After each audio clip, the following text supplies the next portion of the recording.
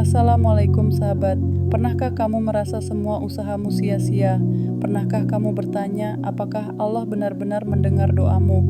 Hari ini saya ingin membagikan sebuah kisah nyata penuh makna tentang seorang anak yang menemukan kekuatan dari doa ibunya.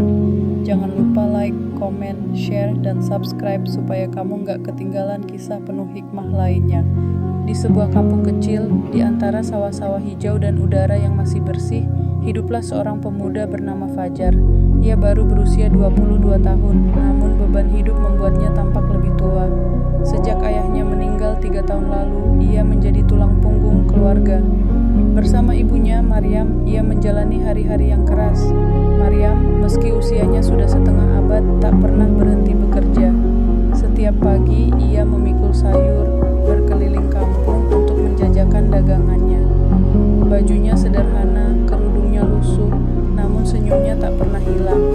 Suatu pagi, Fajar berkata sambil memijat pundak ibunya, "Bu, sudahlah, biarkan aku saja yang kerja.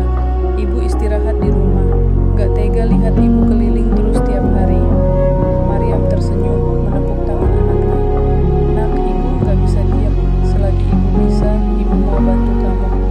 Kita ini cuma berdua. Kalau ibu berhenti, kamu tambah berat bebannya."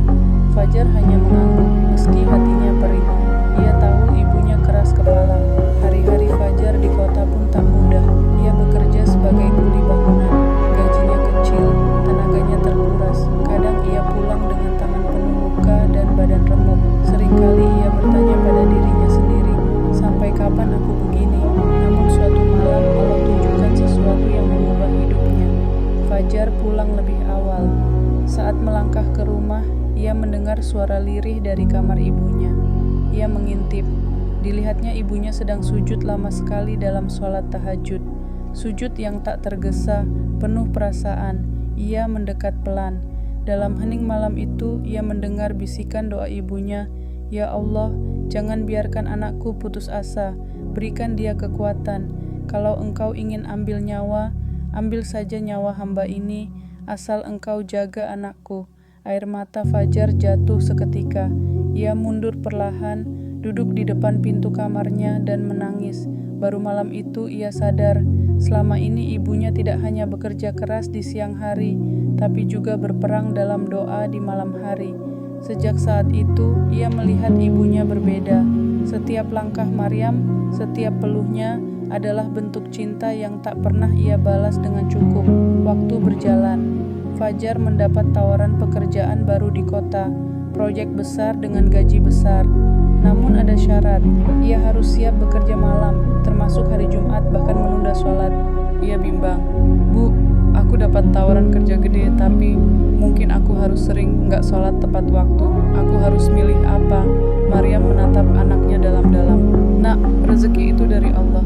Jangan pernah tukar akhiratmu dengan dunia. Kalau Allah mau kasih kamu rezeki, kamu nggak akan kehabisan meski kamu nggak melanggar aturannya." Fajar terdiam. Dengan berat hati, ia menolak tawaran itu. Teman-temannya menertawakan. "Kamu bodoh, Jar.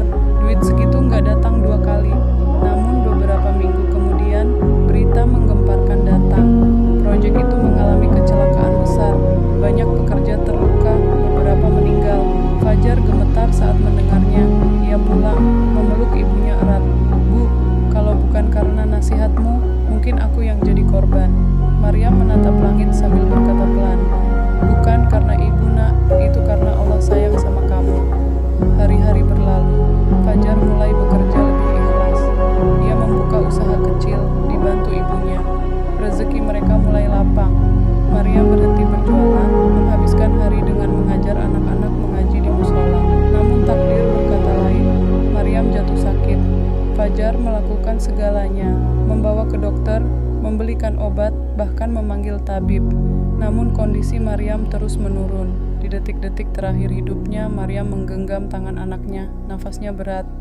"Nak, ibu cuma titip satu hal. Jangan pernah tinggalkan sholat apapun yang terjadi. Kalau ibu nggak ada, ingat Allah nggak akan pernah ninggalin kamu." Fajar menangis, tak kuasa menahan air mata. "Bu, jangan tinggalin aku." Maryam tersenyum dan dengan perlahan menghembuskan nafas terakhir. Kepergian ibunya menghancurkan Fajar. ia merasa kosong. Tapi di tengah kesedihan, ia teringat semua pesan ibunya. Ia mulai bangkit. Ia terus melanjutkan hidup dengan prinsip yang ibunya ajarkan. Bekerja keras, berpegang pada Allah, dan tidak menjual iman demi dunia. Setiap sujudnya kini ia isi dengan doa untuk ibunya. Ia yakin, di balik kesuksesan seorang anak, ada sujud seorang ibu yang tak terlihat. Sahabat, doa ibu adalah pelindung yang tak kasat mata. Doa ibu adalah alasan mengapa kita masih bisa berdiri hari ini. Jangan sia-siakan. Jika ibumu masih ada, bahagiakanlah. Jika ia telah tiada, doakanlah selalu. Karena doa anak syalih akan sampai ke surga untuknya. Sahabat, hidup kita mungkin terasa berat, tapi ingatlah, di balik setiap doa ada jalan keluar dari Allah.